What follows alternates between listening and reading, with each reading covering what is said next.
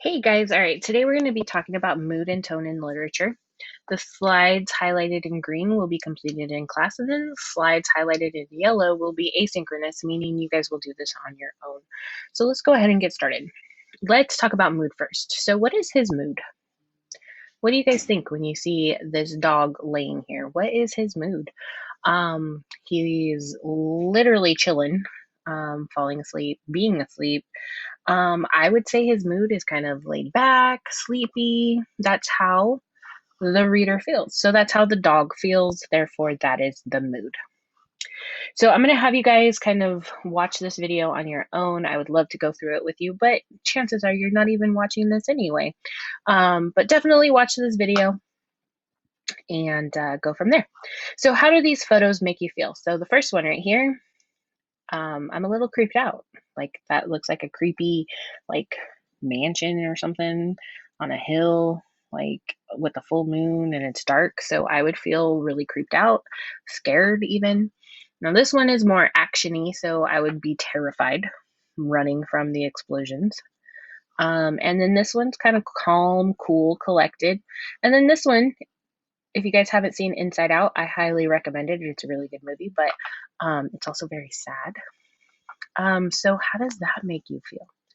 Okay, so create a mood with word choice. This is green, so we're gonna do this together. So her mom and dad held Emily tightly, comforting her as heartbroken tears fell from her face. She couldn't believe he was gone, her best friend in the world. As he gently stroked her hair, her dad reminded her of the happy life her dog had lived, how loved he always was, and how much he loved her. She knew he was right, but it didn't take away the painful ache in her heart. So, what word describes the mood of the text and photo? And then, what words in the text convey that mood? So, what do you guys think? Heartbroken tears. He was gone. What do you guys think? Definitely sad. And the words in blue are what kind of gets you there. Okay, heartbroken. He was gone. Painful ache in her heart. Held. Okay, now let's try this one. Create a mood with the word choice. The calm flow of the icy water soothed the traveler's weary mind as he stood on the jagged rocks. He stared at the sunset sky as if it contained the answers to all of his questions. That sky was his hope as he climbed down from the rocks and continued his journey. So think about the words that it uses. The calm flow of the icy water soothed the traveler's weary mind. He stared at the sunset sky as if it contained the answer to all of his questions. The sky was his hope. Okay, so what kind of word describes the mood of this photo and text? Definitely hopeful, relaxed. Okay, the words are in blue. Again, calm, soothed, stared at the sunset sky, hope, journey. He's definitely all of that. So let's talk about tone. What is her tone? Obviously, Dexter is getting yelled at. I would say angry, loud, mean. So the tone is the author's attitude or feeling. So sometimes this is different than the mood. Sometimes the tone could be sarcastic. Sometimes the tone can be, I don't know, weird. I don't know. So watch this. How do we determine the author's tone in what we read? This is a really good video to kind of help you with tone. So what is the author's tone in this one? Obviously, as that hurricane threatened, the wind's blast caused angry 15-foot waves to crash over the small house near the shore. Obviously, the tone represented is scary. Okay, threatened and scary. Pretty easy.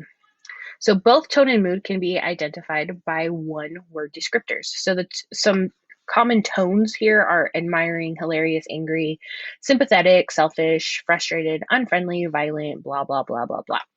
Now, here are some common mood words: amused, jealous, frustrated, selfish, hyper, sick. A lot of them are the same. Okay, so keep that in mind. Now, this is what you are doing on your own. Okay, you get to create an action mood with your word choice for the picture over there. One or two sentences, like what is going on? What is your mood? Then create a scary mood with your word choice for the picture. So like create like a short story here, okay? And then you're going to do the same thing. Tony's place is crammed, blah, blah, blah, blah, blah. So what is the tone of this passage? And what does this passage, like, how do you know? And that'll be right here, okay? And then the last thing you're going to do, the next story we're going to read is The Monkey's Paw.